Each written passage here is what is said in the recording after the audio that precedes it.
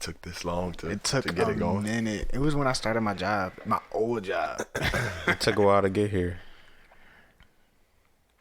I should have ate. Yeah, I'm just hungry. Yo, I'm starving, bro. Y'all trying to like hit pause with segment. Yo, I am starving, bro.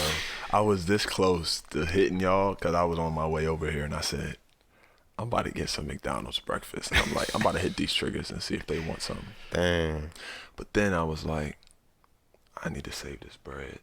I'll wait till later. That's real. Yeah.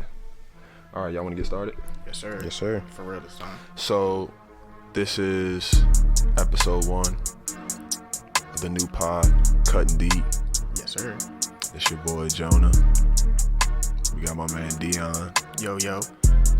And Christian. You're... And today, the first topic we're going to chop it up about is the Millenial Man. All right. And we were just talking about this not too long ago. Deion had mentioned how long it took for this to get set in motion, but we're finally here and we got some topics that are going to cut deep, man. That's what we do. So, but before we chop that up, I think we should introduce ourselves a little bit so people know who we are. I'll go first. Jonah, or Jonah Meredith.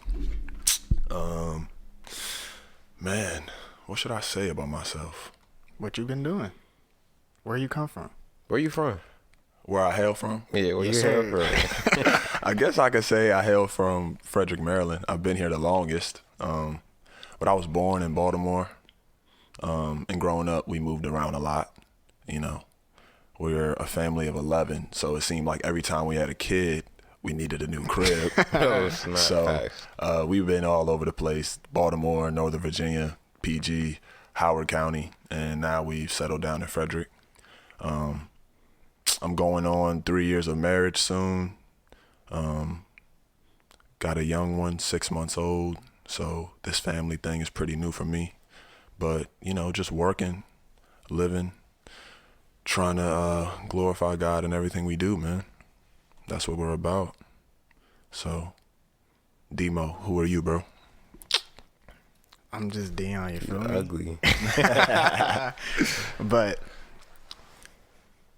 me and Jonah actually me, Jonah and Christian known each other for a minute, like high school a minute. We all in our mid-20s now.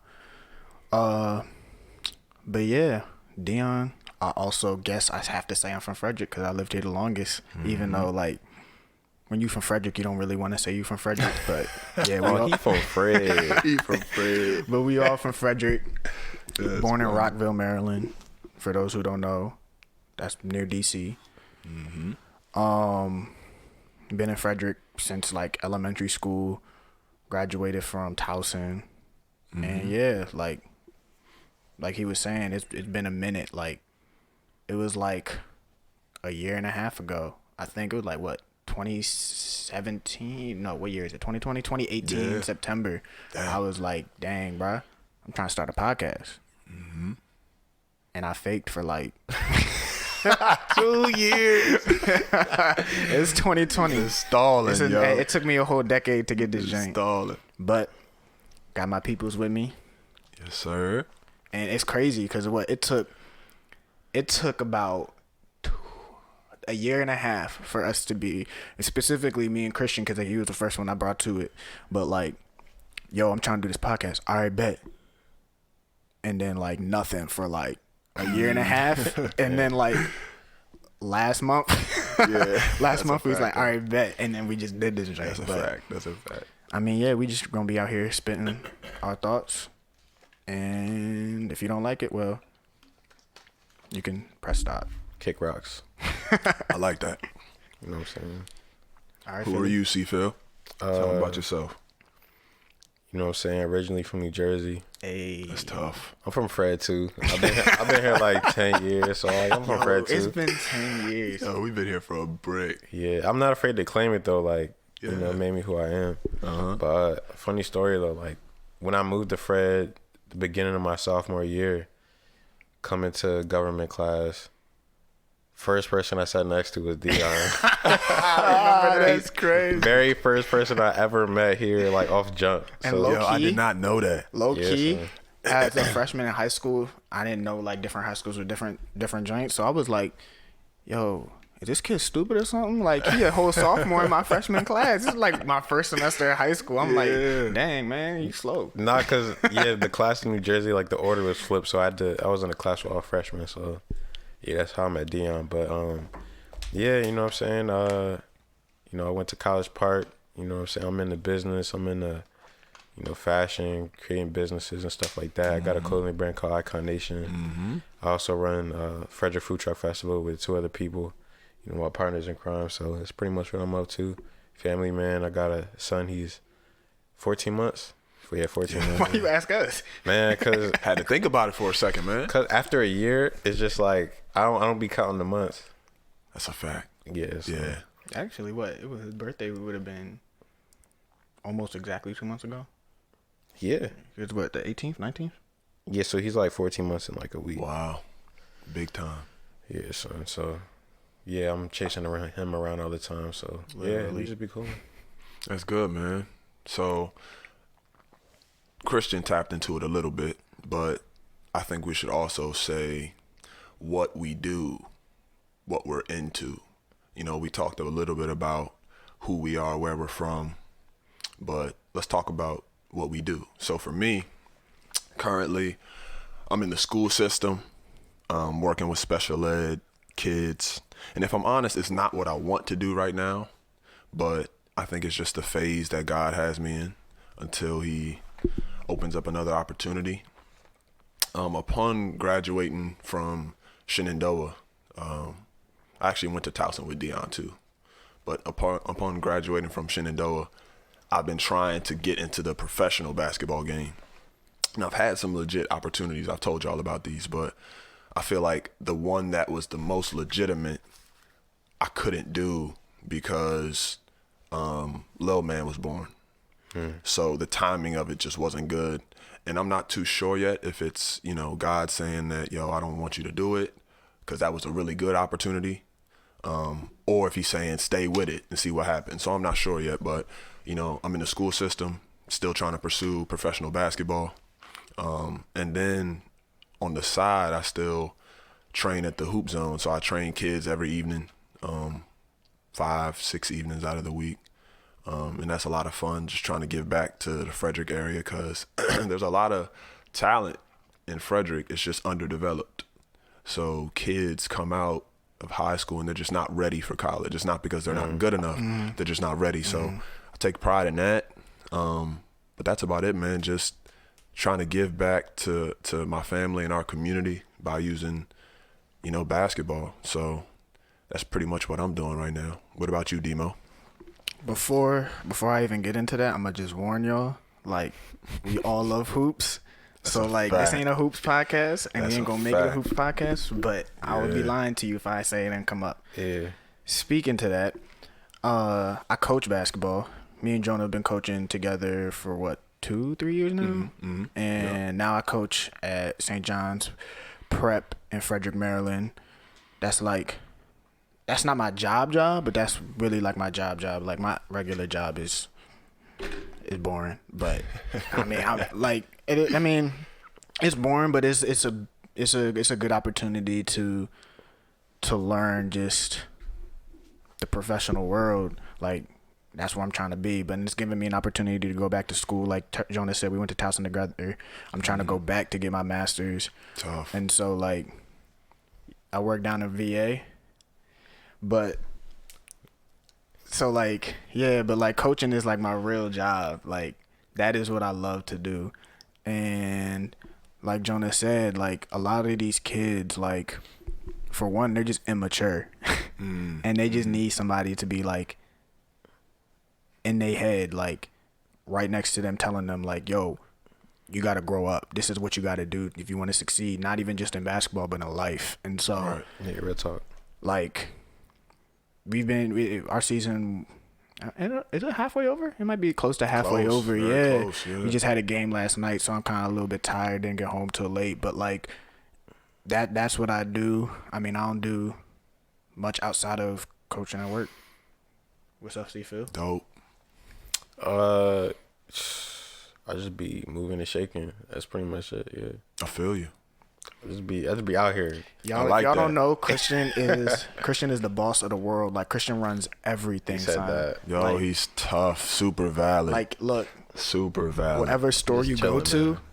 Christian owns that joint. I Hey, wish, he man. moved like it though. He moved like it. Hey, man. But yeah, so we talked about the Millennial Man. I introduced that topic. So we're going to chop it up, and we have a good point of view and standpoint being African American men. I think Facts. we see a lot of things that others might not. Now, that doesn't make us any better than anyone, but I think we really have some knowledge and some real estate to talk about. Like, we have a lot of things that are against us, some things that are for us as African Americans, but the idea of the Millennial Man is just it's a dope idea, dope concept. So previous generations of men were taught to suppress their emotions, and we're in a day and age now where it seems very common for men, more so than ever, to be comfortable talking about their emotions and how they feel. Yeah. So now that mental health awareness has increased, how does being in tune with your mental health affect your perception of manhood? So, with that being said, what do y'all think?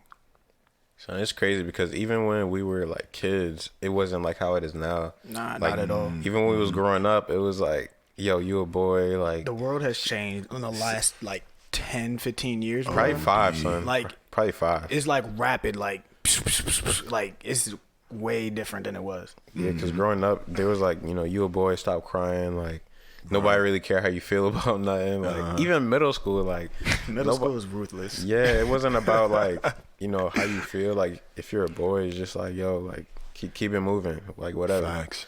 So now it's like, now that we're adults, like going through college, we're adults now. It's like, it's just different. Like, and you have to like tap into that. And it's crazy because it's like you grow up, like he said, like your whole life as a man, like, or as a boy, I guess at that point.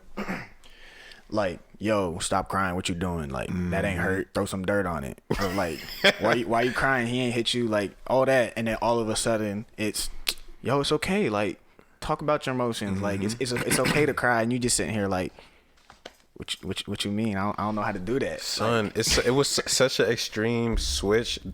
Like, it went from one extreme to the other. And then now it's like, something's wrong with you if you can't express yourself. But like, we were groomed and grown up to not express ourselves, especially in relationships. Right, 100. And what I think has played a huge part in that is the ability for people to use social media as a platform to speak about what they're going through. That's facts. You know what I mean? Like, before, nobody really knew what was going on with anyone unless you were super tight with them. Yeah. But people have used social media as an outlet to, share how they're feeling, share what's on their mind. And in turn, people have grown sympathetic to that. Yep. So people feel comfortable sharing that type of stuff. What do y'all think about that? I feel like people be, at the same time, I feel like people be sharing too much. I was about to say the same thing. And I think when you share on social media as an individual, you have to be careful about how much of yourself you put out there, because it's a vulnerable place. For sure. And especially as a man, like, I don't know, people be, it's just like now, especially on places like Twitter is like the worst place on earth, because like, if you put stuff out there, real talk, because if you put stuff out there, you may mean well, come from a good place, like it could be something you experience, like whatever it is, like people will like nitpick it, pick it apart, because there's always some group of people who will be attacking you for what you're saying, as if you're trying to attack somebody when you're just sharing like your experiences or how you felt. And as much as people want to be like, mental health, share your emotions, safe space, like, it's not a safe space. It's Twitter. It's not. PSA, Twitter is not a safe space. No, like, 100. I love my Twitter. Like, I be on Twitter all the time. I can never take anything serious on Twitter because it's like, Right. I remember it had to have been mid high school, maybe sophomore, junior year. And I tweeted something. It was just something small about basketball. It was like my thoughts on basketball. I don't even remember what the tweet was. And I had people I ain't never seen from nowhere coming into my mentions like, yo, you stupid. Like, what are you talking about? I'm like, yo, who are you? Right. Like, Yeah. And so it was like the same thing. Like Christian was saying, like, you can say something like, oh, I'm feeling this type of way. And yeah, sure, you'll have the people like, oh, be up, bro. Like, you good. And then you have people coming out here like, I mean, what you dealing through is like, all right, but like I'm going through all of this mess. Like, who are you to say this? Who are you? And I'm like, bro, I'm just trying to like talk about who I am, what I'm going through right now. You ain't got to come from me. Right. And so it's like people, like he was saying, people need to understand, like on Twitter, you can't be telling your whole biography on Twitter. Exactly. Because all you're doing is giving people the opportunity to just come and nitpick every single thing that you just said and put words in your mouth that you didn't say. And so it's like, Twitter is a safe space in terms of you behind the screen. You have the ability to, for the most part, say whatever you want. Yeah. And you should take that liberty. But at the same time, you got to be mindful of like what you say, people are going to see. And if you don't want people reacting, that might be exactly. And that's the crazy thing because it's like, yo, express yourself. But it's not even safe to express yourself because like everybody has stuff that, like, there's things about me that make me different. There's things about you that make you different. And it's just like now people look at ways to divide against each other. And they find any opportunity to see that in other people and like wage war against people. Oh man, it's crazy. Yeah. And like for like a thing in our culture is toxic masculinity, right? It's hard to even say that, joint, but like, so we, first of all, y'all told us not to express anything. Now y'all telling us to express ourselves, but it's not safe to express ourselves. Right. So there's no safe way to like express ourselves, and like it manifests in like it can manifest in a lot of dangerous ways that comes out on people, and it's like, sure, which way do you want it? You know what I mean? And that's why I think at the end of the day, if you really want to like get that out, you just got to go to people you trust. Like, yes, bro. Yes. People who don't really know me probably think I'm just on jokes all the time. Like, that's because partially like, true. Partially. I mean, yeah, but y'all know me. Y'all know me for a minute. Right, y'all know me for over 10 years. So it's like, y'all know me. But like people like at work or even when I'm coaching, they be like, yo, why are you like so quiet? People who know me know I'm the last thing from quiet. But like, that's because like I don't need to be. I don't like. He be wilding. If I don't feel like you're gonna necessarily give me anything that I need to take home in terms of like making me better as a person, like, yeah, sure, we at work, you're gonna help me think with things at work. Yeah, thank you for that. But like, I'm not gonna go tell people at work, people on Twitter, like, yo, I've been going through this like the past couple of weeks. Like, I might tweet out, pray for me, or like, I've been going through a rough time or something like that. But I'm not gonna go give the details. But like, right, yeah. If I really am looking for like some sound advice or like just to talk to somebody, I'm gonna hit you up, I'm gonna call you, I'm gonna go to your house and be like, yo, can I rap to you real quick? Like, this is what I'm going through. Because like everything is not for everybody. Right. Like, Thanks. There's a lot of like, and not even just with like sharing your emotions, but just like everything is not for everybody. Everybody's not entitled to know everything.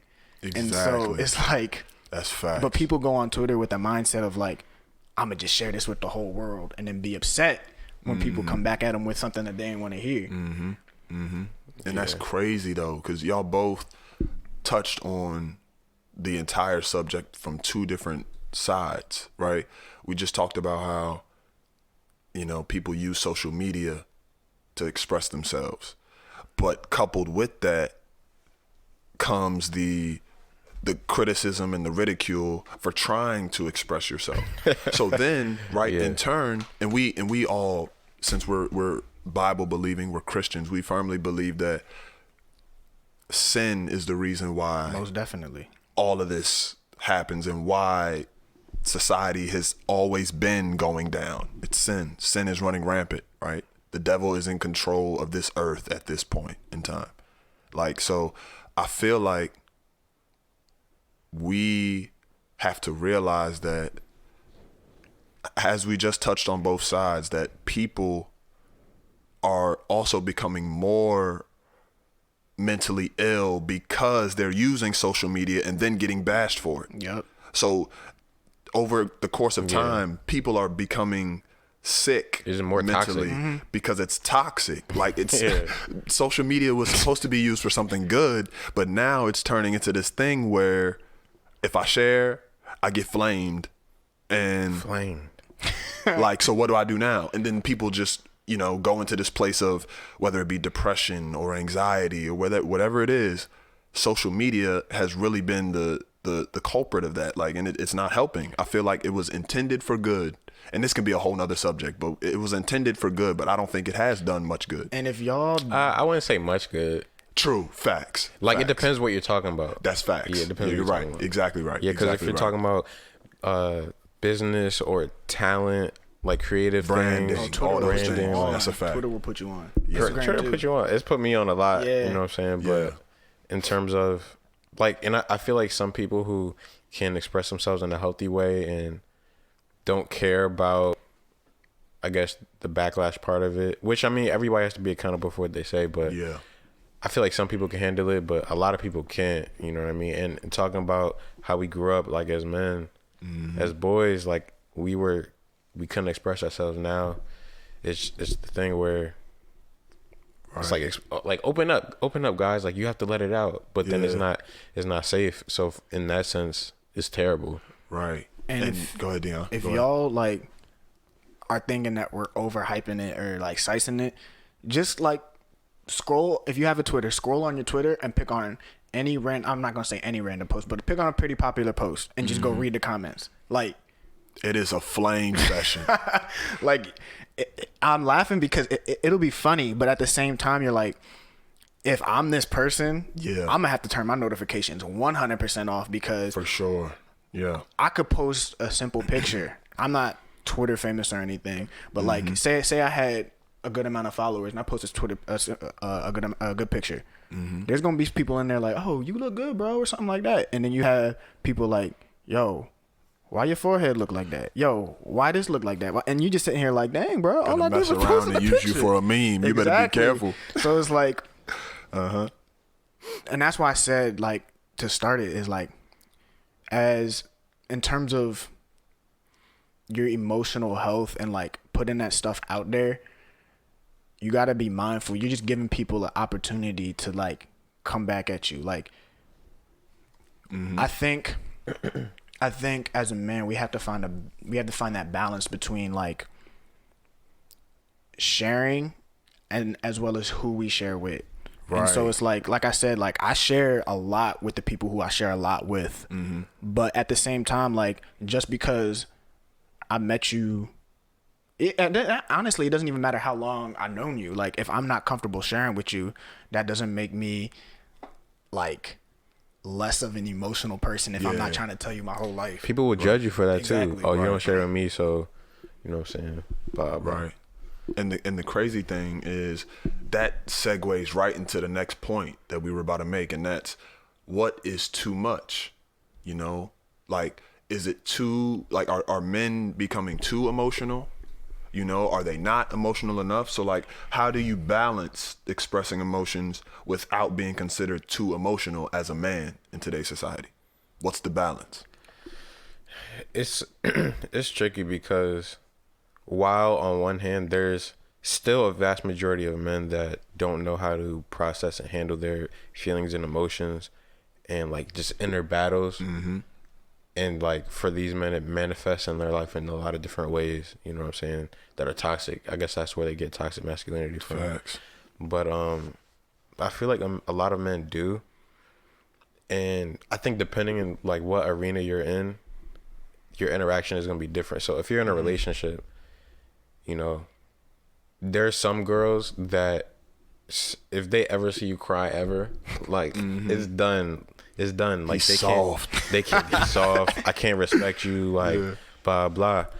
Versus on the other hand, if you don't show emotion at all, there's girls who, will No, he's rude. You're Oh, still he's done. rude. You're still done. I don't want to talk to him. He rude. Yeah, you're still done. So it's like, I mean, both extremes obviously aren't good. You know what I mean? But I just think that people's expectations of how emotional a man should be are just so different. Like you could go to one girl, you're too emotional. Another girl can see that you're not emotional enough.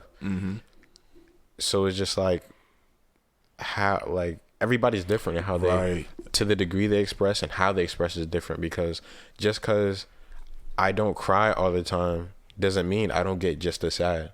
That's a fact. But you'll be judged for that. Like there's plenty of times early in my relationship where my wife was my girlfriend at the time. She was like, you don't express yourself. Why don't you care? And just because I'm not crying doesn't mean I don't care. You know what I'm saying? But if I was crying all the time, you'd be like, you're soft. Facts. So it's like, yo, you're stuck. What I'm supposed to do? You stuck. Yeah. For me, I don't even know if it's a thing of being too emotional. Like, I don't know if being too emotional is a thing.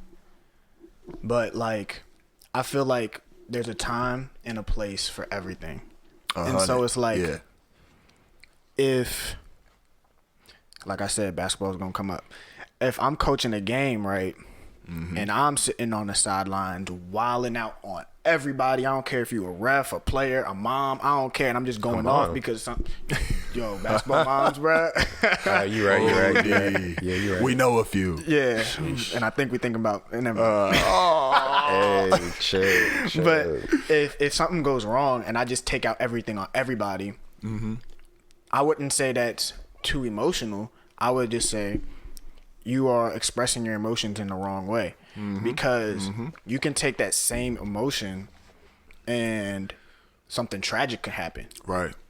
And that's how you're supposed to react. Like, too emotional, I think is a subjective thing where it's like, I don't think you should be that emotional, so you're being too emotional, or I don't think you're being emotional enough, so there's something wrong. Where it's like, there's a time and a place for everything for everybody. And so like, if you experience something and you process it and you're just like, dang, bro, that was sad. Like, everything in your body could be down, but because you're not crying or because you're not over here moping around, like, dang, he's not really sad. Like, was that like that important to him? Yeah, people be judging you based off of how you. Yes, and bro. That's not cool. It's ridiculous, because it's like, well, dang, like, then you start feeling like bad, like, dang, I am sad and they don't think I'm sad, so am I really sad? Like, you start questioning yourself, you feel me? It's like, did I really, like, and then you go back and reflect, and then you're just like, dang. Or at the same time, you're like, on the opposite side, like, emotions can be happy, they can be good emotions, so like something could happen and you're like, oh yeah, and everybody's like, why? And all right, I'll admit I'm the first person to get overhyped for anything. Overhyped for anything. 100. But it's like, and the people who know me know who I am, so it's whatever. But like, if you didn't know me, you could be like, yo, like, why is he that hype for like that? Nothing even really happened. And I'm just like, look, that's just how I am. Like, and like I said, if you don't like it, it's whatever. But at the same time, like, I'm not gonna say we shouldn't, as men and as people in general, we shouldn't carry ourselves in a certain way where most of the time we're like, I'm not trying to say we should be all over the place. But what I am saying is, like, when an event that triggers any sort of emotion happens, we gotta chill before we react on their emotion, because we don't know how they're processing. We don't know what their connection to it was. That's a good point. Yo, like, there has to be more acceptance on people's emotional expression. For sure. Because people just want everyone else to emotionally react how they will react. Exactly. Like, we gotta take the time and ask people how they feel instead of assuming how they feel. Right. And just accept the fact that people respond differently and process differently, and not judge people for that. Yo, to that point, right? I'm not sure how close y'all been following with what's happening with Antonio Brown. I was just listening to the first take about that yesterday. Peep this. He's been right. Yeah. You just made the point about we shouldn't be so quick, and Deion, you touched on it too. We shouldn't be so quick to try to put everyone's emotions in a box and say this is how you should function. Yeah. Right. I'm not sure what AB's going through right now. He's going through something. He's going through something. Bruh. But what do y'all think about the way he's expressing himself? Because initially when I saw it, right, my first thought was, yo, AB is wilding. He's just tripping. He's wilding, but there's a reason why he's doing that. Son. So what are y'all thoughts on that? Nobody in their right mind, because it was a situation where his contract became guaranteed on Monday, and on the Monday he would have been guaranteed 30 mil, 29 mil, and it was 2 days before, on Friday, where he couldn't stay off of social media. He went on social media and got himself in trouble and got kicked off the team, and then voided his whole contract. Crazy. Like he couldn't just wait till Monday. Like it was just so impulsive. Like there was something seriously wrong for him to throw away 30 mil. 30 mil guaranteed. Gone. And I was listening to somebody yesterday, and they brought up a great point that I didn't even think about it like this. Like, if you think about Antonio Brown, that man's was what, a 6th round draft pick, coming from a little, not a small school, but like a small school, came from nothing and grinded to become one of the most talented receivers ever. No, you could say it. There was a time where he was the best receiver in the league. And it's crazy. Down. Like, easy. He used to grind, like, and he played for the Steelers, and people would talk about how he did everything the Steeler way, like he was down. And then all of a sudden, it was just like, poof, like everything just changed. Started changing. Right. But like y'all said, like there's something wrong. I don't know if it's CTE. I don't know what it is. I'm not a doctor, but like I don't think that a person just that quickly within like something might have happened in his life. But like, to get back to your question on how he's expressing it, I think he has a right to express how he wants to express himself. 100. But at the same time, you don't gotta be a jerk. Even like, yes, you're right. Like, if you upset, you want to go on social media and say whatever you want, you can go ahead and do that. But at the same time, you can't be talking about people. You can't be saying all these things and then act like the world is crazy when you get cut. Right, right. He was mad. Like, he got traded to the Raiders and wanted that opportunity there. And then he starts wilding, and then the Raiders are like, we don't want you. Squandered it. And you can't get mad back. I mean, you have to look at yourself and be like, all right. And it doesn't even have to be like a me versus them type of thing. It could be like, oh, wow, like, I'm going through something. Maybe this is not the right opportunity for me right now. And you just got to step back. But like, I don't know if y'all seen, but he called out Stephen A. Yes, he did. I didn't get a chance to watch it. I saved it on YouTube though. I watched his reaction on First Take, and Stephen A. was just like, I mean, to be honest, I think the moderator was trying to get something out of Stephen A. Like, oh, we can't wait for his reaction. And Stephen A. was like, nah, like, I'm not gonna react. Like, there might be something legitimately wrong with this man, and I'm concerned because it's like, for you to be all of a sudden out of your mind like that, throwing away like, millions. I'm not just gonna pile up on top of that. And I mean, I love Stephen A. And I respect him heavy. It's like he knows that whatever he says is gonna be grabbed by the media, and they're gonna turn it into whatever it is. But he's like, nah, like, I'm not just gonna add more fuel to that fire. Like, whatever he's going through, like, I pray for you. Like, you can come talk to me if you want, but like, I understand you said something to me, but I'm not going to take that and run. And I respect that. Like, even like go to another receiver, like what's happening with Odell right now. Like, I'm not saying it's anything compared to what AB is going through, because he has some other stuff. He has the domestic violence or whatever. Like, he got a lot of stuff. I don't even know. With Odell, like, a lot of people have been getting on him for what he's been doing, and I'm just like, with the whole thing with the security offer, like, that was, regardless if it was in fun or whatever, that was dumb. Like, just don't put your hands on another man if they don't know, especially an officer of some sort. Well, you know what I actually heard with that? I heard the cops were in the locker room because they were trying to get at the players because some of the players were smoking in the locker room. So I think that's why like the cop was messing with a player or something like that. So Odell seen him and he tried to like make a diversion. I don't know. Like, I mean, wouldn't do that during. Yeah, but that's what I heard. Like, even still, like, not to get off topic too much, but like, don't put yourself in those type of positions, man. Because like, if that man's would have turned around and just glassed Odell, what would have been the story? It wouldn't have been Odell hit the cop. It would have been cop just hits Odell Beckham, NFL star.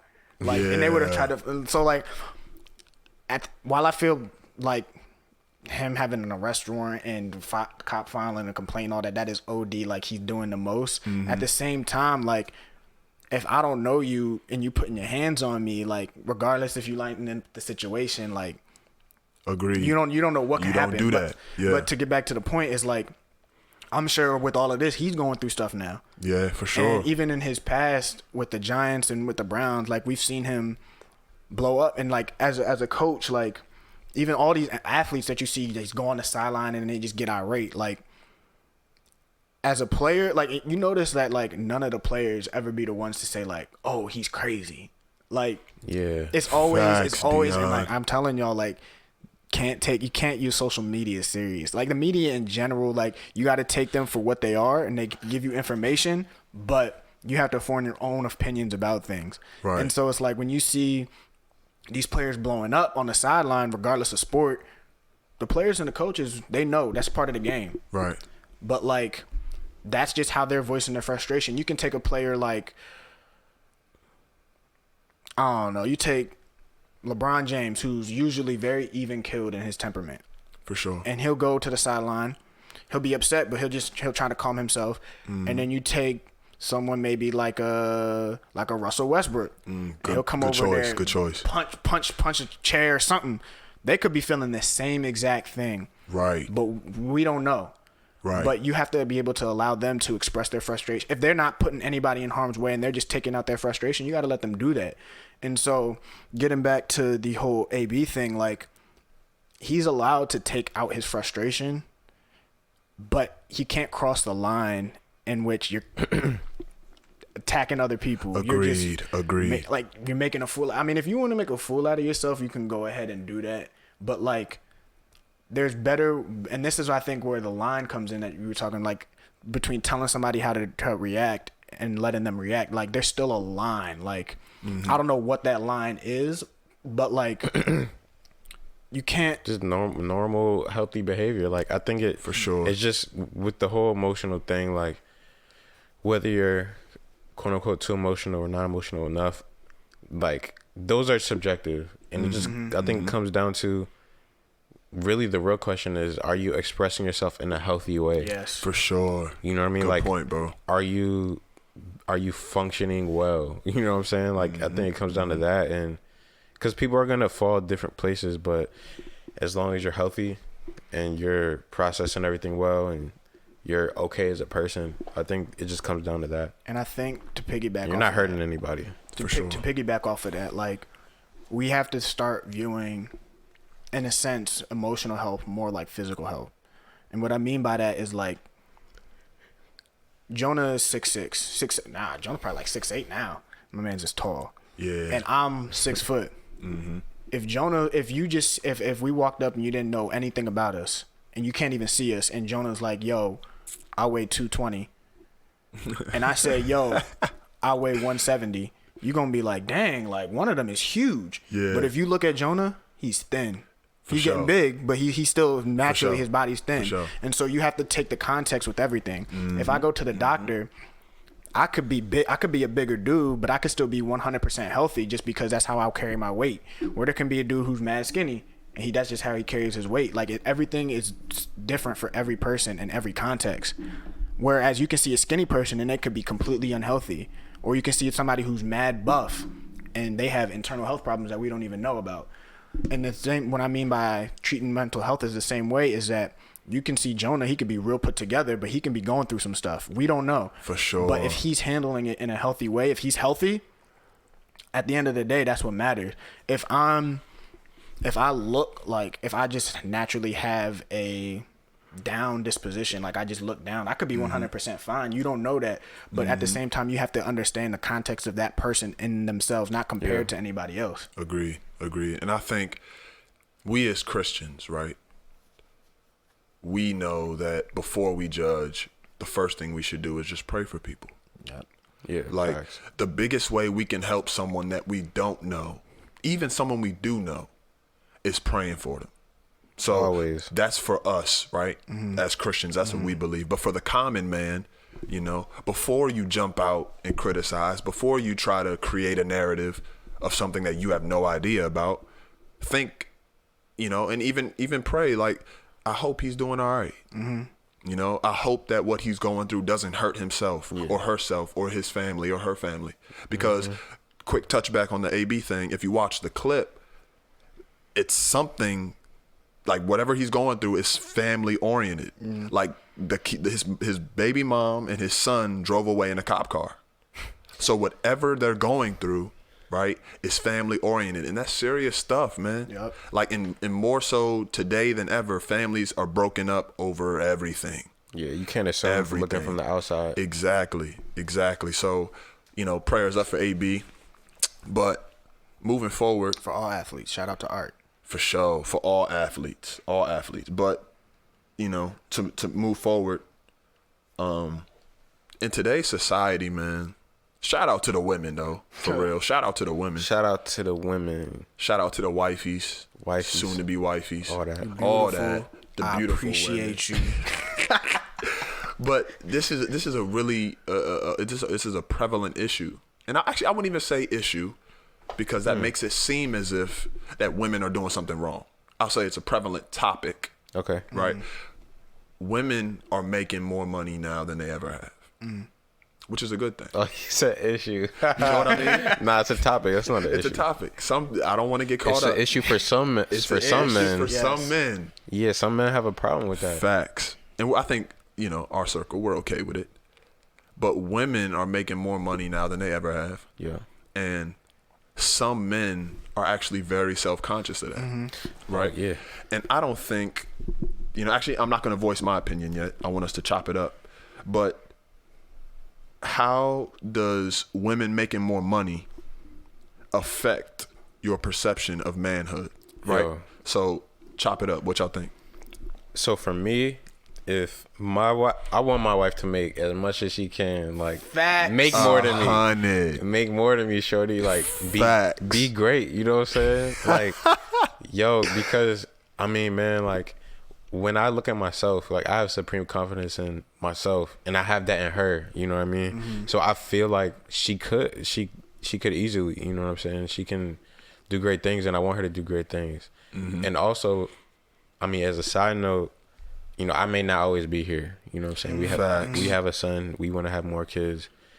I may not always be here, and she gotta be able to hold it down. At the same time, yeah, like we're men, like we're providers and things like that. But she needs to provide whatever she can provide, and if what she can provide, numbers wise, is more than me, like that's great. So be it. Right. Now, like, I'll say this. As a provider, I always need to be able to provide for my family. 100. So say she makes more than me. I still need to be able to provide enough to where I could provide for my family by myself. That's crazy. That's how I feel. So like, yo, I can make, I make $15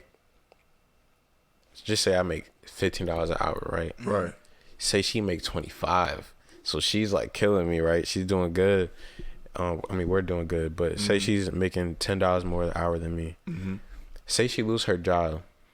I still need to be able to provide for my family, like at the end of the day. For sure. So that's how I see provider. Like, provider isn't I need to make the most money, you know what I'm saying? But provider is like, I got us, like regardless, whatever it comes down to, like I got us, you know what I'm saying? But I want her to make as much as she can. Like, she's a woman, you know what I mean? She has greatness inside of her, like, for sure, off breaks, you know what I mean? So I support that. I like that. I said that's crazy because I was literally having this conversation with my girl last night. Wow. Where it was like, what I always tell her is like, I want to be able to make enough that you're able to do whatever you want to do. If that means you work 85 hours a week, I would not advise that. But if you want to work 85 hours a week and make all the money that you can, go ahead and do that. But at the same time, if you want to work 0 hours a week, go ahead and do that. I want to be able to, like you said, like, if one of us is working, both of us are working, we are still able to live our life. Yeah. And like I'm fortunate enough to grow up in a home where both of my parents have good jobs and never had to have like a problem where one of them don't have a job. But like even in my household, like my mom, as far as I have known, my mom has always more than my dad. But it's never affected like their relationship. My dad's never been like, what you doing making more money than me? Like, it's whatever. Yeah. And so it's like my dad is always, I see my dad as everybody else sees their dad. Like he's the man of the house, like it's whatever. Like it has not affected him in that sort of way. So it's like if you have a girl, if you have a wife and they want to make more than you, I mean, I don't think that should affect what you're doing. Yep.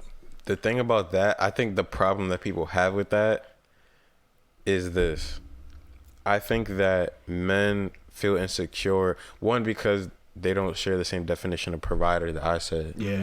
But I also think that a lot of men rely on external things to prove their manhood. 100.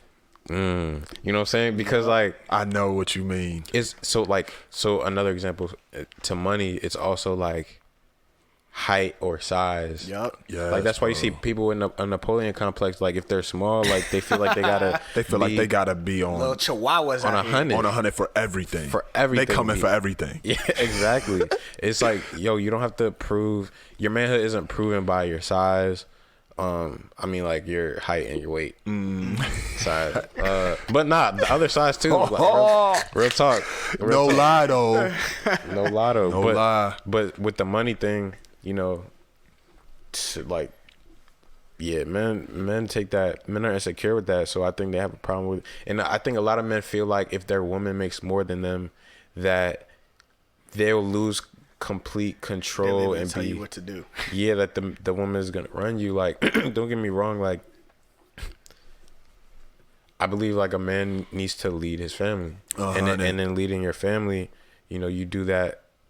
It's something that it's just the role that you have in your family, that you love your wife, you do everything for your family, you lay yourself down for your family. For sure. And you consider your wife in all things, you know what I mean? And it's servant leadership. But I also feel like a lot of men don't hold that view, and a lot of men think that they need to control their wives. Yep. Right. Yeah. A lot of men feel like they need to control their wives, and they feel like the way they do that is to always make more, is to be bigger, and all this stuff. Yep. I don't like it. And Deion, you touched on something that I wanted to elaborate on quickly, and that's the dynamics of your home, right? The way you grew up also affects how you view this topic, right? Deion, you mentioned both of your parents had good jobs growing up. Y'all never had to struggle. They did a good job of giving you everything y'all needed and some of what you wanted. In my home, that was different, right? My mom, well, if we take it back some time real quick, my dad was in family business for some time, and the business was booming, did very well. Nice. There was even a year where they net, $1 million in sales. Oh, wow. Paradise? Yes. I'm telling you, they were the best ice cream catering company in the DMV, hands down. Wow. And what made that so possible was my dad was in charge of building the relationships with all of the big time firms in DC Like and the Nova. corporate firms. So he was in there doing face to face, and they really built this crazy rep. Nice. And they got a lot of business from that. But fast forward till now, my dad stepped away from the business. He didn't feel led to be there anymore. And since then, because he didn't finish school because my brother was born, and my mom did finish school, my dad has been in and out of work for years, but by what he felt led to do though, because there were times where he felt led to do ministry. Yeah. Right. Officially, legally, now he's a pastor. Congrats, right? Papa Murray. Yeah, shout out. Big time move. But, so for me, right, my definition in my mind of providing is a lot of what you said, Christian, but coupling it with your wife has to see your effort. She has to see that if you're not making a lot of money, that you at least hustling to do it. Yeah, facts. Or, right, if you're not bringing in income at that time, that you're trying to find a way to do it. It's your responsibility to set the tone for how hard you work and your family has to see your work ethic, right? So your wife cannot outwork you. That's my opinion. I feel like she can make more money than you, but you have to be the hardest worker in your family. I agree with that. I like that. Because if not, right, how is she going to follow a man that she can outwork? Facts. She can't. Yeah. Go ahead, Deion. What were you about to say? To piggyback off of that, that doesn't mean like you shouldn't want your wife to work hard. Like for sure. As athletes, for example, like your goal is always to be the best. Like, and not even just as athletes, but just in life. Like you want to strive to be your best. That means you got to outwork everyone. That doesn't mean that other people are outworking. But if you see, if to use basketball as an example, if I see somebody's in the gym 6 o'clock in the morning every day, all right, bet I'm gonna get in the gym at 5. Yeah, they see me in the gym at 5, they're gonna get in at 4, and so you just got to keep, like he said, like, and I think push each other exactly, and I think that is a very, if you have a relationship where y'all are both secure enough to where y'all can push each other to both be great, like it'll change your relationship. And I think going back to what Jonah was saying, like Jonah's dad has had an impact on not just like us 3 lives, like he's had a big impact on all the 3 lives, so many people in Frederick, and like I'm not even exaggerating. Like if you were to ask, like if you were to poll like the entire Frederick and just say like who's one of the most influential people in Frederick, his name would be on there. Like 100. He grinds. Like the reason I'm coaching, he gave me my first coaching opportunity. Like just like my walk changed. He used to drive from Frederick to Baltimore twice a week to coach the girls, and he had a Bible study on top of that. And he didn't have, I don't think he was working at that time, right? Nah. He was going to like 5 other schools too, because he came to College Park. Yeah, he was going to College Park. He was going to Penn State. He was all over the place. The big campus, Penn State. He was going down to Frostburg. Like he was grinding. Like, and so like he said, like if you can see that your man is working, I think that is even maybe more impactful than what you're making. Because if I'm sitting here, no disrespect to like gamers or anything like that, because that's another source of income. But like if I'm sitting here as a woman, women, if y'all want to comment or whatever and tell me I'm wrong, y'all can tell me. But if I'm sitting here and I'm seeing like I'm going to work every day, I'm going trying to like do what I need to do to get where I need to get, and I see you like you just sitting here doing nothing, you could be making all the money in the world, but I mean, I think that's gonna make me feel some type of way, because I'm like, what are you doing? Right. So I think like I said, like no disrespect to people who can make money that way, because I mean, that could be a good life. Like you don't got to get up in the morning and go to work, but at the same time, it's like, what are you really doing? Exactly. Like I think as a man, you have to be able to provide in the sense that, yeah, you provide monetarily, but you need to provide spiritually. You need to provide emotionally. 100. And you need to provide examples. Like, you need to be an example for how your family is. It's not just the external, intangible. Like it's about the quality of a man. You know, it's the quality of who you are. You know what I'm saying? Like, it's so shallow and superficial to be upset the fact that your woman. The woman you're with makes more money than you, like that, like just talking about it is just makes it sound more foolish the more we talk about it. You know what I'm saying? For sure. Yep. So it's about, you know, what type of leadership you're providing in your household, just the type of man you are to your family. And I think that all goes back to like the original basis of our conversation is like, if you're not mentally and emotionally like healthy, it's not gonna work. Like, for sure. I'm not gonna say you have to be 100% healthy all the time, but like if you can't take care of yourself, like it's going to be really, really, really hard to be in a relationship, in a marriage, even in your friendships. Like you're gonna be so worried about everything else affecting you, you're not even gonna be able to sit down and look at the things that are ahead of you. Like, oh wow, like this is what it really is. Like, my wife still loves me. I'm not married, y'all. I'm the only one, but I'm just saying my wife as an example.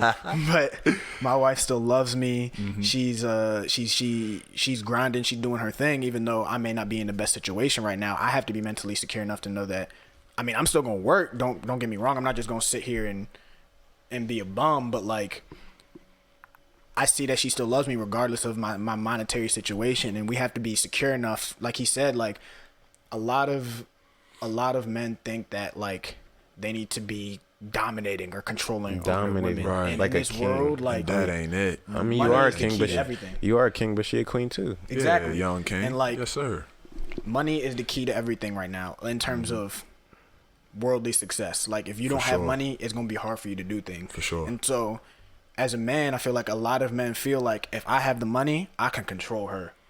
Like, Yeah. even little things like, oh, she want to go shopping, she got to come to ask me for money. Right. So if she has her own money and she wants to go get some shoes, she can go do that. And I feel like men feel like, oh dang, like, then what am I here for? Yeah, exactly. Yeah, and that's sad because, like, that's all some men have to offer. It's just a large bank account, and because there's no substance to who they are, you know, like they have to rely on having a lot of an external thing, and it's not about who you are as a man. Like, yo, some of the realest men was the brokest men, and some of the 100, fakest bro. men are billionaires. You know what I'm saying? Right. And yeah, it's just it's crazy. And that's not to say that, like, doing those things, like if your wife want to go somewhere, your girl want to go somewhere, you giving her money. That's not saying that these things are wrong, but it's all coming from your intentions. Like, for me, Yeah. I love surprising my girl or like giving her stuff, but it's because like that's just like I'm not doing that to be like, oh, I make more money than you, or That's just oh, who you that's are. just who You I love am. to give like You're not that. tricking out here. Exactly. And so it's Yeah. like, Not tricking. if I'm just the type of person, like I just recently got back from Ghana not too long ago, and my girl wanted this dress, and I'm like, bet I'm gonna do whatever it takes to find this dress. I went to He went on a mission. bro, like it was to the point where my family was laughing because they like, yo, like what you doing? Because I went to I like respect that though. 4 different I like stores that. to find this cloth. My mom, we had a seamstress. She was out on vacation. I was like, Mom, you got to hit another one. So she going up and hit another seamstress. So we got the dress, but it's like, yeah, like it's an item that I'm giving her. Yeah. But it's like all the there's a lot more to that than There's just that. your effort. It's not your like effort. I own you. Like, and Exactly. that's how I feel like a lot of people be like feeling like you gotta. But I think it's interesting because we're talking about like the millennial man, what it means to be a man now. Back in the day, a woman wasn't working. That's true. 100. Like back in the the 50s, women started to get into the workforce after the war type thing. But like then and like before then, women were just housewives. For like a lot of women were housewives. Most women. And I think it was such a big dynamic that the man is going out to make the money, and the woman takes care of the home. I think it was part of the dynamic so long that people associated the money with being the man, and like they linked it with manhood. But I think now in the 21st century and like in our generation, like we're starting to see that the amount of money isn't linked to the man. Exactly. And I love the fact that you just took it back to historical, because I love history. And so in this country, as y'all know, World War II happened in the 1940s. Yep. And so they drafted all the men and they sent all the men out to the war. So that left the women. I mean, somebody had to keep the country working. that is so true. that's when all the women They started going hustling. to work. They started going to Hustling. work. You saw all Hustling. I know y'all probably familiar with like the girl in the red bandana and the blue. Yeah. Oh, shorty. That's the era that this came from. That got, Yeah. she got the guns in the Yeah, pit, too. because she had to go to work. She was swole. She was But swole. what happened was all the jobs that they had were the jobs that the men originally had. Facts. So when the men came back from work, they're like, all right, we're good now. Y'all can go back to being in housewives. And I think that's kind of where the start of this I mean, it's headbutting, where the headbutting came, Yeah. where like, I'm trying to work. The power struggle. Exactly. For sure. Because the men feel like, well, I'm back now. Like, I can do what I've been doing for the last what man's been doing since the beginning of the time. And women are like, nah, we showed you that we can hold it down while y'all gone. Like, we just need to create more opportunities for us to go do the same thing. And then they got that over time, and but men didn't Never gave it up. Yeah, like women's opportunities progressed over time, but men's attitudes toward them making money or more money than them didn't really progress. And I They think, got to stop being salty. And I actually took a class on this. They like, gotta stop. the pink tax. Y'all know the pink tax? No. Or not even the pink tax, but like the whole Victoria's Secret pink. Vicky But C. nah, like it's the whole, the pink tax specifically is how like women's stuff costs more than men's stuff. Oh, for real? Oh. Yeah. Oh, yeah, I heard about that. We learned about that in school. Yeah. Yeah. Wait, but- like what you mean? Like if you look, like there's a lot of like women's, like for example, women's underwear Costs be way more. expensive. It's underwear. But son, hold on though, because but hold on. All right. So, but what I'm just gonna say is like, there's a whole also aspect, another dynamic to that where women make less than men if you look at averages. Now, I think for me being, you know where I come from, you know my background in economics. For me, I know that number is slightly skewed because women, they get pregnant, they're off of work for a long amount of time. Too many factors and dynamics. Exactly, Yeah. they have to take jobs that aren't as intense where men are taking the other jobs. But at the same time, I do feel like there is a difference. There is a difference between like men and working the same job. And like if we're coming out of school because you're a woman, like we're gonna offer you less. I don't think it's straight up like that's how they say it, but I think it's like and what I was gonna say is because of how men are taught and women are taught growing up. Get rid of the government world because they have a pay scale. Mm-hmm. If you're working for someone where you can negotiate your salary, right? Mm-hmm. Men, I feel like, and I think it's been researched. I could be completely wrong, but men, I feel like you give me a number, I'm gonna come back at you with a different number. Nah, it's they did that study. Okay, yeah, so men negotiate more. Men will negotiate more. So if you give me, say, yo, $15 an hour, I'm like, bump that. Let me give you 20. Yeah. They'd be like, that's kind of OD. Yeah, exactly. Yeah, For women, yeah. I feel like the way women were raised, and it's starting to change now because, like, They're getting hip. they're getting And hip. they're being educated on how to go get that bag. Exactly. So, Yeah. like, but before, and when I say before, even like we said, the world has changed a lot.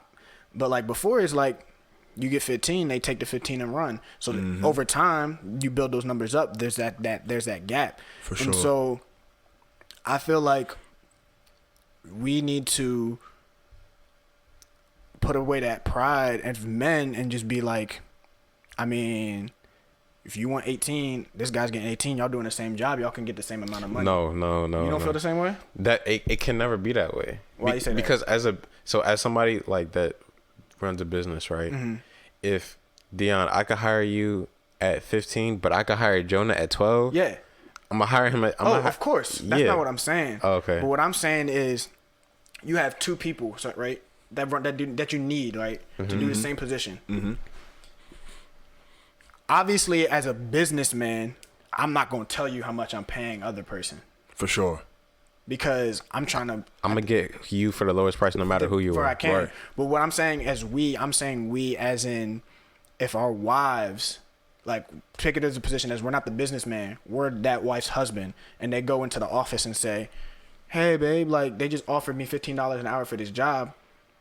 As a man, you'd be like, what? My man's getting paid $20 to do the same thing. Nah, go take that back and go give him this number. That's what I be telling my wife. Exactly. And so that's what I mean by, like, we need to give them that right and be like, nah, I know somebody who's doing the same exact job as you. Go. Nah, that's not what it is. Right. As the businessman, they're gonna negotiate and they're eventually gonna have to come on a number. But like you said, if you That's a way to support our women. It's exactly. Like, as men, like when we see situations where we know that they can get more or deserve more, it's like, yo, sometimes it's as small as being like, yo, nah, shorty, like you could get more, like you could get way more. Like I know that for a fact. I feel you. And it's just supporting in that way, and just coming up behind them, and because women have come such a long way, but there's still a lot of obstacles that they face and a lot of biases for sure that they face, like in the workplace and just all over life. You know what I mean? So whatever ways that we can back them and support them and advocate for them, like we should. And it all goes back to you have to be right yourself.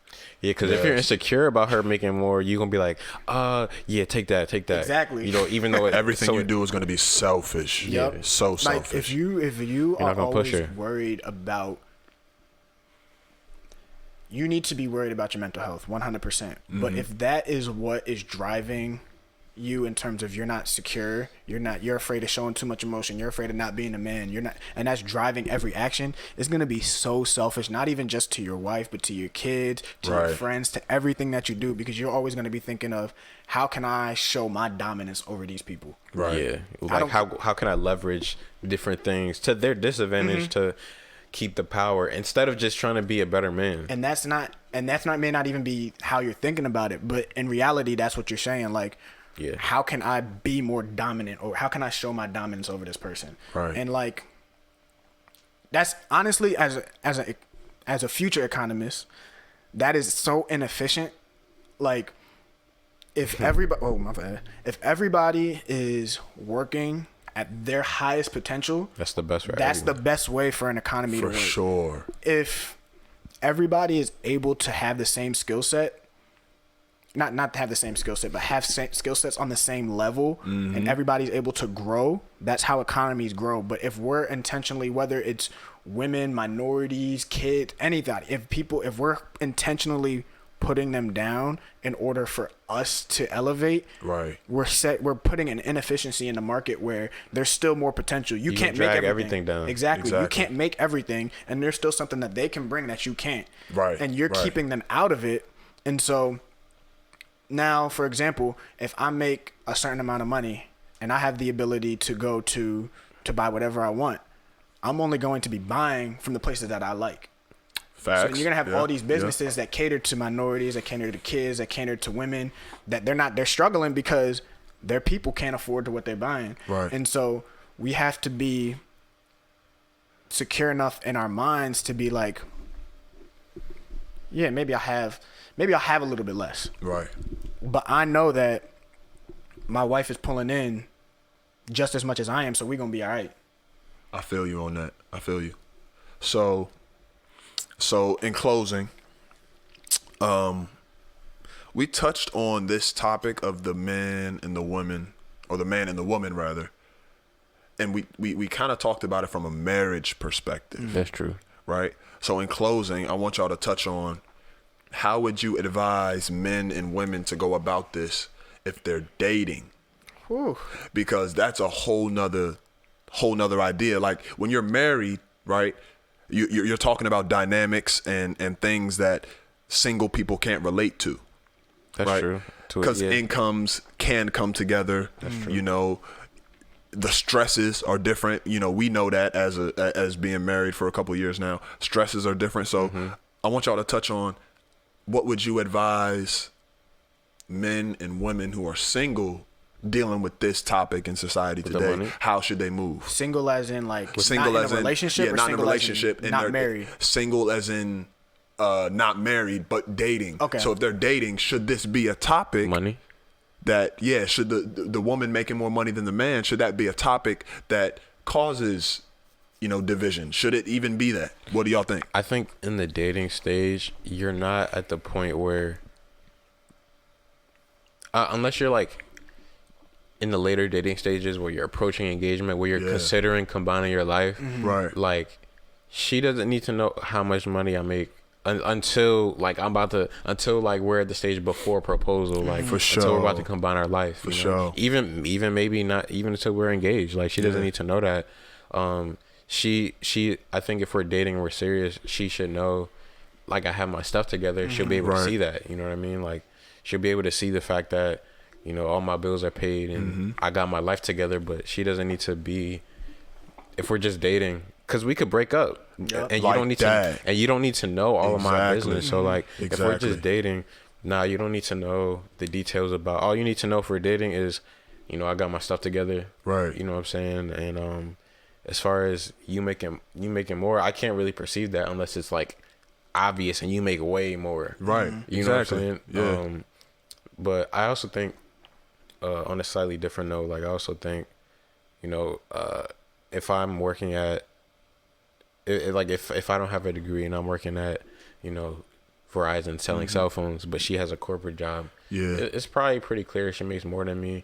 But I think with that, it just comes back to the quality of the type of man you are. Right. Do you have vision? Do you have vision? And can you lead a family without feeling you need to be validated by how much money you make? Right. You know what I mean? And she has to also be able to respect you, even though she makes more. For sure. And I think that's the other side of it. To, you know, like, you can't be insecure not making as much as her. But at the same time, she has to be able to respect you even though she makes more. Yep, it's two-way street. And that's the problem, I think, real quick, is that we're in this superficial culture, man. So upon dating, that is too easily a topic of discussion. Like, people sizing you up. It's so up. common on the first date, second date, before you even dating. Yo, what do you do for a living? How much you make? Like, why should that even matter?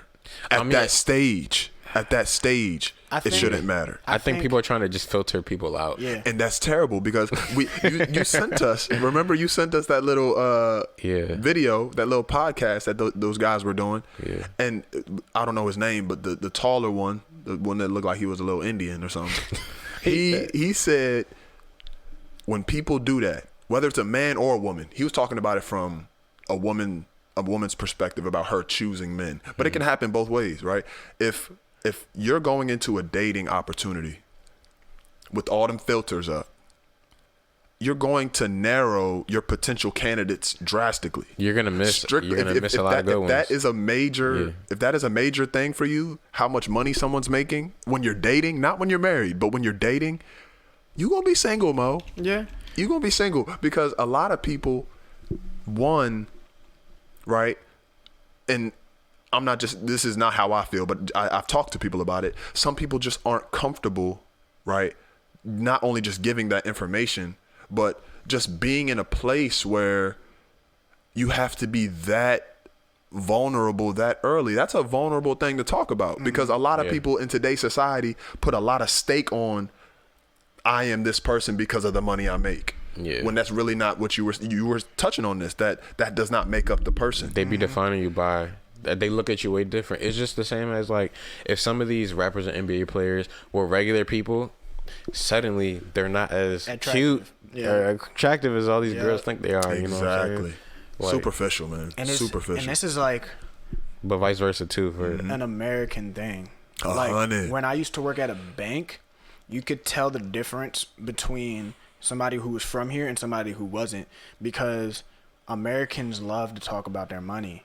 For real? Yes, like more so than you think. Like if you go to another country, talking about like how much you make is like taboo. Like you don't do that. It should be taboo. But like me working at a bank, like I was me working at a bank and where I was doing, you had to like get that information out of people so that you could do your job. And they like talking about it. It's not that they like not like oh I make this, but like if you ask them, they'll be like, yeah, I make X amount of dollars. Super comfortable talking about it. But if you were to talk to somebody who wasn't from here, it would they'd look at you like, I know what you mean. Yeah.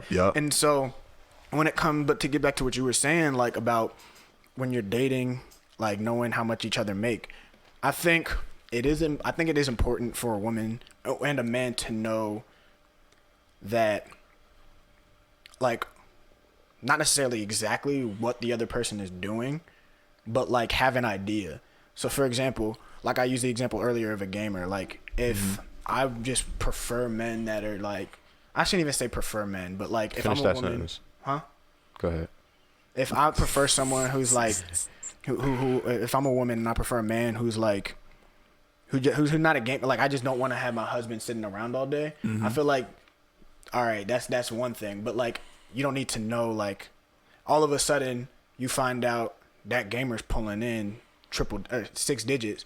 Now all of a sudden you want to be with that man. That's where I agree with you. Like exactly. They don't need to know how much you make, but like you kind of want to have an idea of like their vision in life and their goals, because you want to have similar ideas. So like if I see someone who, for example, if I see someone who their job, they work in a nonprofit, they work in a charity, and they're grinding on that charity like from the ground up, that might make me be a little bit more attractive to that woman, or that might make me more attractive to that woman, because now they're like, oh, like he's taking his job serious. This is what he's doing. Right. But if they're in a job that maybe they make more money, but like their job is like more superficial, I don't know, I can't think of one off the top of my head, then that make them a little bit less attractive. But the oh, you make this much, all of a sudden you were a 10 and not instead of a 7. That's why that is superficial, so wild, phony. Like, at that point, like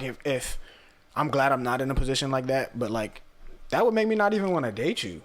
Like, but I think truthfully, like if we're being real, if we see somebody that's like cute, and then we find out they're balling, it's like, oh snap. Yeah. But you know what I'm saying? Like, if that's what your decision is based off of, nah, it shouldn't like, be. No, that's where you're holding the most weight. That like, ain't it. if all of a sudden I lose my job and my girl, this is an actual real life situation. So if you're listening, take notes. It's like, but if a real life situation, if I lose my job and all of a sudden my girl's reacting to me differently, or she's not as enthusiastic about our relationship, or she don't want to be with me no more. Yeah. That's now I'm like, was you only with me because of my money? Right. Or because I'm able to take care of myself? And that's when I feel like Christian was saying, like, when y'all are ready, like y'all about to get married, put the ring on the finger, and y'all, and even a little bit before that maybe, because you have to go through the counseling, pre-marriage counseling and all of that, maybe that's when y'all should start sharing, like, all right, this is how we're gonna do finances, this is what's gonna happen. For sure. But like until that point, like, it shouldn't be that much of a discussion. Like if it comes up, I'm not even saying about. avoid the conversation. Like if it comes up, it comes up. Y'all talk about it. Y'all move on. We're not saying duck it, but like don't force it. Exactly. Yeah. All you need to know is that I'm financially responsible. Like until we're engaged, that's all you need to know. You don't need to know nothing else. And that's not even like between a man and his girl, or a girl and his man, or her man. It's more like we have friends who don't like talking about how much they make. Like, and that's cool. Like, yeah, you don't. That's a whole nother thing. Like, you just don't talk about that. Me with my friends, like the people who I'm close with, I don't mind talking. Like I said, it's a culture thing. I don't mind telling them how much I make, because for me, like money, I'm not driven by money. So it's like, yeah, this is how much I make. I'm not going to do whatever. Right. But yeah, I know people in the same sense. Like, if we ask them how much they make, they're gonna be like, why are you worried about that? And be like, oh, my vote. Yeah. But for me, it's not that I'm uncomfortable, but I know I've seen what it does to people. Yeah, that's true. You know, like the people around you. Like it's just like NBA players. Everyone knows how much they make, so that's why they have problems with their families, because people see the salary on Google, they see it in the news, they come asking for money, and they count your pockets. Oh, I know you got it. Right. Like, why aren't you giving it to me? I know you got it. Right. And then they hold it against you. You know what I'm saying? And people can, jealousy, people try to manipulate you. Like, it's just so many different ways that it can just go south for the other person. Like, you might be comfortable, but it's just not a good situation to put yourself in. And I think, like, you said something that's like key, is like it might make the other person uncomfortable. And like I said, like people react to different things different ways. For me, and Jonah used to go on me for this, and when we was in school, but I make everything a competition. Oh yeah, I love facts. to compete, but that's just like, that's my nature, and it's not necessarily because I want to be better, but I take it as a challenge. Yeah. So like if somebody tells me, oh, I make this amount of dollars, I'll be like, good for you. All right, bet. In my head, now I gotta grind. Now I gotta work. Because now it's like, all right, bet. Now I gotta get with my man. It's not necessarily because I'm jealous of him, but it's because that's how I motivate myself. I have to turn, like, so that's a positive way. Exactly. But most people, it's not positive. Yeah, there's people who are like, dang, like you make that much? Oh, now you think you better than me? Like, they start I didn't even say anything. Yeah, they start judging you. They start internalizing it. Like, I wasn't even talking about you, bro. All I said was talking about number. myself. Like, all of a sudden, the perception of me changes. Exactly. So I think it depends. Like, you have to, like, if to get back to the relationship aspect of it, like, if you can see, like, if you're dating someone and you can see, like, they're pressing you out about how much you want, like how much you make, ask them, like, why you want to know? Like, does it matter how much you make? And if it, yeah, exactly. And if it's like, and if it's a situation where it's like, oh, I just wanted to know, and you can tell that they're genuine, they just wanted to know. Yeah, maybe you had that conversation, you tell them, and you move on or whatever. But if you can tell, like, I ain't telling you. There's, like, they're trying to, like, check you out, trying to see if you real or something. Right. You don't need to know how much I make. And if that changes their perception of you, then I don't think that's someone who you should be with. The real only times I tell people how much I make is if there's people, like, in my industry who are trying to get into a new job and negotiate their salary, or that's like they're helping somebody. It has to help somebody, or it has to be a purpose. Because for sure, otherwise, if you're just asking me, 99 times out of 100, it's not your business. Right. It's not coming from a good place. And good for you or good for me. You don't need to know what I'm doing. And like that gets back to what the original thing that we brought up with, like, so not the original, but like the social media thing. Like, people are so quick to be like, yeah, like, this year I just got a job that pays me $300 million, and like I just bought a house, and all you're doing is like putting yourself out there for people to come for you. Hit a lick on you. What's up? Yeah, that too. I'm picking like, a lot coming through you make how much? You live where? I bet. good. What's up, friend? I'm gonna come to your house. But like, also like you're giving people an excuse to count your money. You're giving people an excuse to do all these things that didn't need to happen. Like if you just, hey guys, I got a job. I'm doing good for myself. That's all you need to say. Right. That's all you need to say. You don't need to put out numbers and all of that. Yeah. Yeah. Well, that was dope, man.